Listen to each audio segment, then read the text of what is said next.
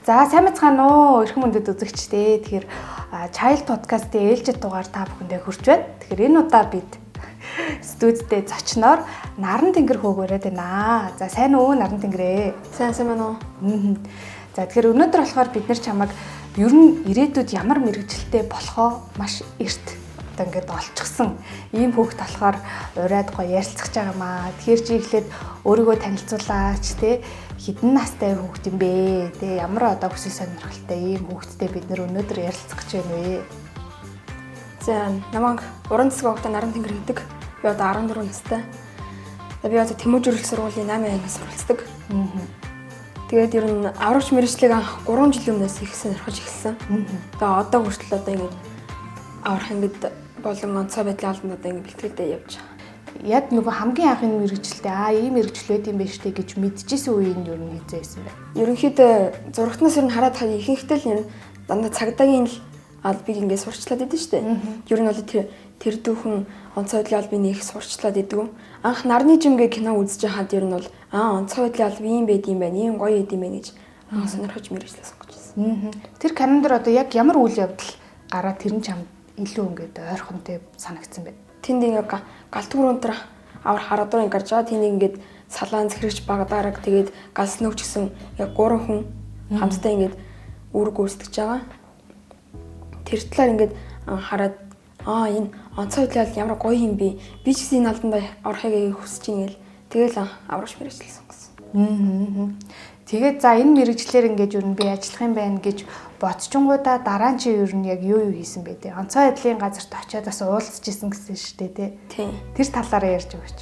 За онцгой байдлыг сонирхож эхэлснээс хойш ер нь гал өнтер анги дээр очихыг хүсэж исэн. Тэгээд тэр үед би нөгөө яг нэг хүүхдээс болохоор болохгүй мод гэж бодоод. Тэгээ хаавсаа зөвлөгөө авчихсан. Аав нь болохоор за чи тэгвэл энэ галтгүүр өнтер авах ангид очиод чи захиа бичээд өгөө. Тэгэхээр бас чамайг зөвшөөрч магадгүй гэж хэлчихсэн. Тэгээ захиагаа бичсэн үү? Тэгээ захиа бичсэн. За ямар агуулгатай захиа байсан?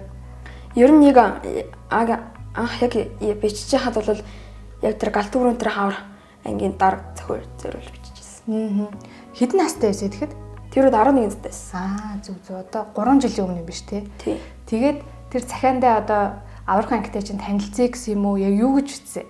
Нэг аврах анги тий яг таны хэлсэн шиг нэг аврах ангитай танилцчих болохоо гэж яг хүсэж бичижсэн. Тэгээ чиний захиаг авчаа тэр хүмүүс яаж хүлээж авсан бэ?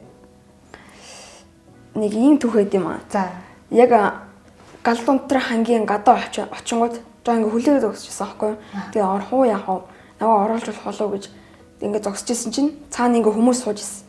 Тэгээд намайг ханд уу яах чаа ингээ тэгэхээр би яар нэг юм өгсөн гэж. За нааш ороод ир гэ. Тэгээд очиод урд нь очиж ангийн хан дарагд нь очиж яслал тэгэл зөхөө гэжсэн. Тэгээд тий ингээ хэсэг уншижсэн аа. Тийм үү. За чи тэгвэл ингээ галс нөгч аврагчлахыг үст юм уу гэсэн. Тэгээ би тий ингээд тэгээ маргааш нь ирээд галтгүүр өнтрах ангитай танилцаарай гэж яг нохогд бодчихсон. Тэгээ тэр үед чамд ямар санагдсан? Тэр үед их гоё санагдчихсэн.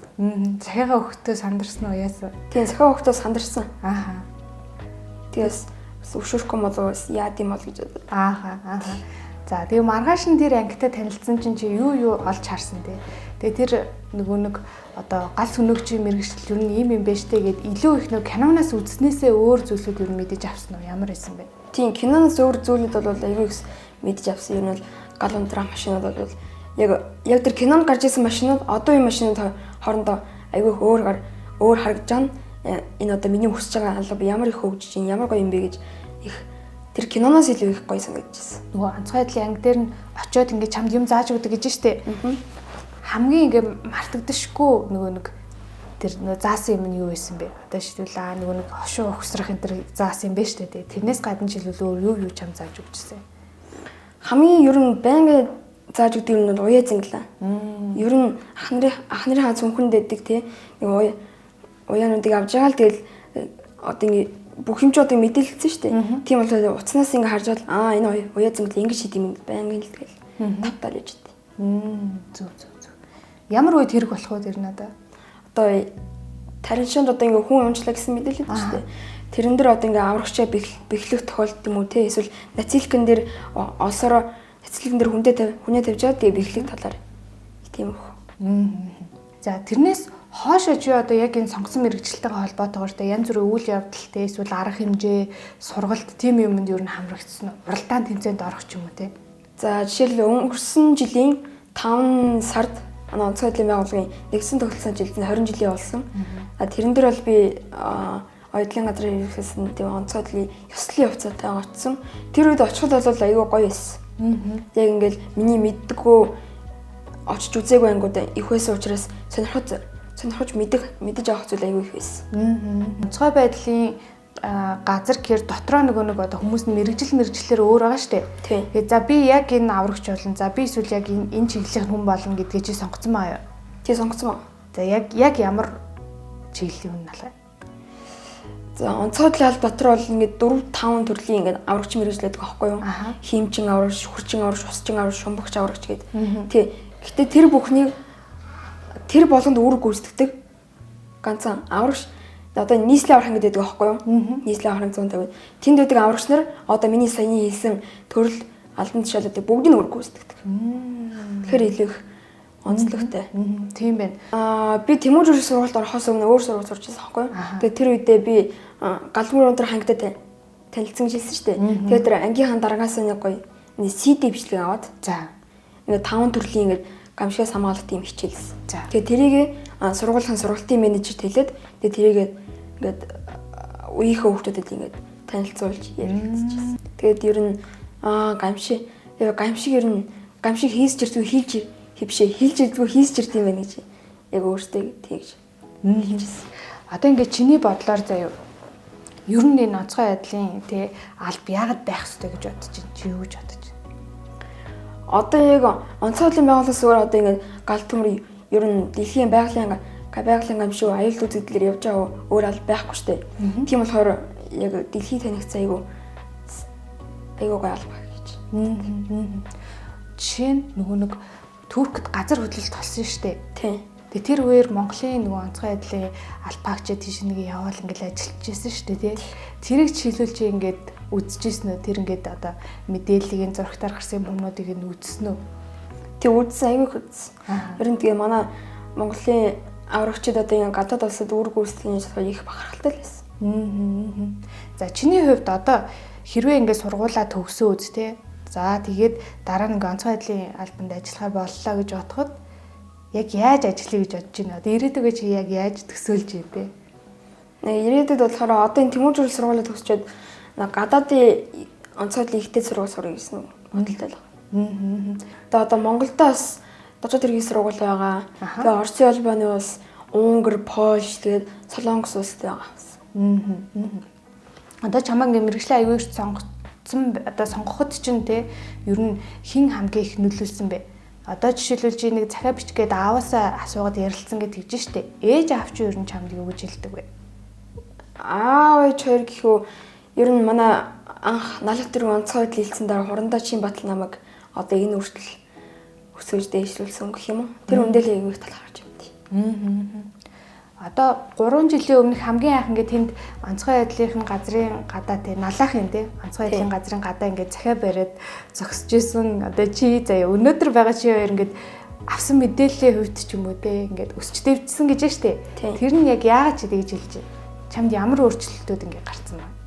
Яг анх тэгэж гал өндөр хангад очисноос хойш ер нь тэр гал өндөр анги руу байнга очдөг ус.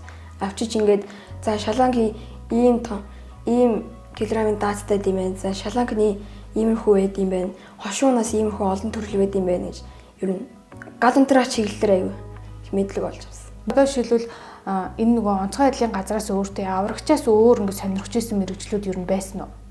Байсан. Би анх өнгөрсөн жил ах нартаа нийслэлийн аврах ингээ ах нартаа завтрагл үүрэг гүйцэтгэжсэн байхгүй юу? Тэр үе чи усчаа аврагчийн мэрэгчлийг сонирхож исэн. Зүг. Яг нөө өмнө бас энэ хүртэл явахаас өмнө бас том дага нартай бас танилцчихсэн. Тэр үед бас нийлээ сандарч лээсэн. Дараагийн хажууд очиод үг хэлээ бас бодож ярих хэрэгтэй шүү дээ, тий. Тийм. Тэгээ чи одоо тэр сандарлаа яг яаж давж тоглосон? Сандарлаа юу? Яг онцгой байдлын байгуулагчны их том байгуулагч тийм ээ. Тэгээд анх яг сандарлаа яг нэг тэр үед за би яг ийм хүмүүс яг дараа нартай танилцаад дарааныхаа бархал болж чадах болов уу гэж гэрн бодож лээсэн. Анх онцгой ерхий хазаа тэргүүндэд дараа одоо өмнө байсан баригд ингэж олж хөлтөм сүрэн дараа маань болсон. Чи одоо ингэж сонирхож явж байгаа юм чинь чи энэ мэрэгчлээ битгий хаяарэ. Чи угаасаа энэ хүртэл яваад ирсэн юм чинь энэ ах нарынхаа том итгэлийг алдаж болохгүй шүү гэж хэлсэн. Тэгээ чамд ямар санагдсан тэр үед? Тэр үед би болохоор заримдаа нэг буруу шийдвэр гаргасан юм шиг хайнаас сонгоцсон. Бодож ирсэн. Ааха. За. Тэгээ тэр үед яг дараагийн хэлжээ цэгийг сонсоод би үнэхээр энэ мэрэгчлийг үнэхээр орхиж болохгүй маа. Би энэ хүртэл явчих яагаад орхих ёстой юм? Надад угаас орхих ирэх байх юм гэж бодож ирсэн. Яг ер нь яг энэ мэрэгчлийг сонгосноос хойш байнгын л онцгойлын ангируу зүгэлж явдаг байсан. Тэгээ ах нар манаас надаа ихэнх зүйл зааж өгч байсан л та. Яг тэр зүйл дээр нь тулгуурлаад ангийнхандаа бас тэр мэдлэг бас одоо анхан төслийн тусламж шүү дээ. Тэрийг мэдж аваад бас гадуур явж байхдаа ч юм уу тий. Эсвэл ямар нэг гип бэртэж өөрөө бэртэж хэмцсэн үедээ өөртөө тусламж үзүүлж чаддаг байх. Яг зөв. Одоо жишээлбэл шүү дээ ингээд гадаа явжсэн чинь нэг хүн ингээд унаад өгсөн байвал бид нэр яг яах ёстой юм бэ? За яг гадуур явж байгаа ингээ хүн ухаалдаг шүү дээ тий. Тэр хүн бас ямар шалтгаанаас ухаалцсанаас тодорхойгүй шүү дээ. Тийм болохоор хамгийн дөрөв CPR гэдэг зүйл хийх ёстой. CPR нь болохоор яадаг вэ гэхээр анхан шатны амар болгох тийм систем байна. Эсвэл одоо шилбэл сүүлийн үед газар хөдлөлтөд аягүй яриад байгаа шүү дээ. Тийм.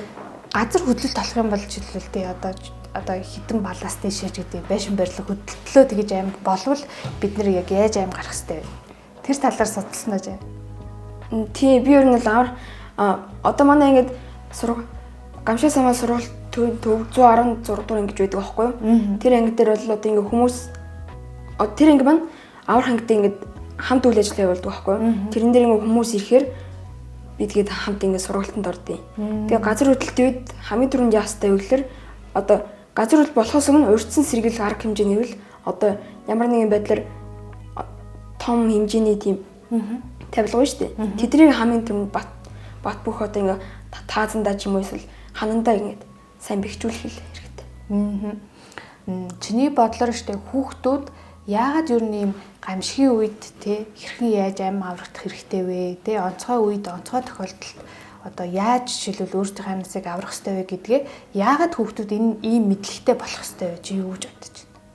За яг гамшиг болсон дараа их гамшиг ер нь гамшиг болж байгаа үед хүүхдүүд өөрсдөө хамгаалах мэдлэгтэй байх хэрэгтэй. Яг л тэр газар хөдлөлт чинь ямар тоглоом биш те маш хайлттай зүйл. Гэхдээ хамгийн түрүүнд мэдэж авах зүйл бол суу нуугд хүлээ гэдэг дөрвийн байнгын баримталж авах хэрэгтэй. Энэ ийм мэдлэггүй бол ер нь бид нар яах вэ? Хүүхдүүд яах вэ? Юу гэж байна? Яг уу ихэнх хүмүүс бол мэдлэггүй л гэдэг л да. Одоо ингээ газар хөдлөлөө одоо шууд хурдан шиг гарыг яад бол болохгүй. Яг бол хаалганы хажууд янз бүрийн нөгөө том ид хогшил гэж байгаагүй. Тэрэндээ угаасаа өөртөө хайлт. Хэрвээ гарлаа гэж тод хэрвээ хизээч цахилгаан шатаар буужлахгүй. Яг бол цахилгаан шат чинь нөгөө тороосоор уягдсан байдаг учраас хэдхэн хүчтэй газар хөдлөлтөнд нөгөө тасрах аюултай байдаг болохоор өөрөөс тэнд гацх аюултай. Нөгөө нэг онцгой байдлын анги дээр ингээд сургалт ороход чи энэ мэрэгчлэр ингээд нөгөө нэг ажиллахыг хүсэж байгаа болохоор чамайг хамт тэр сургалтанд нь хамруулж ийн гэсэн үг үү? Эсвэл хүссэн хүүхдүүдийг нь хамруулт юм уу? Тэр нь яг яагаад те? Яг намайг нөгөө би одоо тэнд очиод нөгөө дадлага хийж байгаа болохоор намайг бас нөгөө илүү мэдлэг олж авахыг л зорж байгаа зорилгыг чи ингээд дэмжиж байгаа те тэр хүмүүстэй хандаж чи бас юу гэж хэлмээр вэ? Төрөө нас нөгөө нэг налах төргийн онцгой байдлын газрын даргатаа бас баярлалаа гэж хэлж штэ. Тэрэн шиг бас ингээд нөгөө сэтгэлийнхаа үгийг хэлмээр байгаа хүмүүс байж магадгүй гэж бодлоо.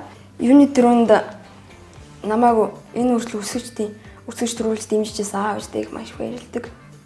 Дээрээс нь нийслэлийн аврах ангийн аврагч чанартай бол бас их баярлдаг. Намайг энэ хүртэл одоо ингээд бүх юмыг зааж сургасан дээр маш их баярлж байна. Манай студид ирээд гоё өөрийнхөө хүсэл мөрөөдлийн талаар зорилгынхоо талаар хуваалцсанд маш их баярлалаа. Тэгээд заавал нөгөө нэг зорж байгаа мэрэгчлээ эзэмшээд гоё амжилттай ажиллаарай гэж өрөөё. Маш их баярлалаа. За баярлалаа. За үзэгчдээ тэгэхээр Child podcast-ийн ээлжид дугаар энд хүрээд өндөрлж байна. Энэ дугаарыг сонссон үзэгч хүүхдүүд маань бас өөрсдийн энтэй зорилгоо, ирээдүйд эзэмших мэрэгжлээ бас манай зочин шиг маань ингээд эрт олоорой гэж бүгдэнд нь хүсье. За түр баяртай.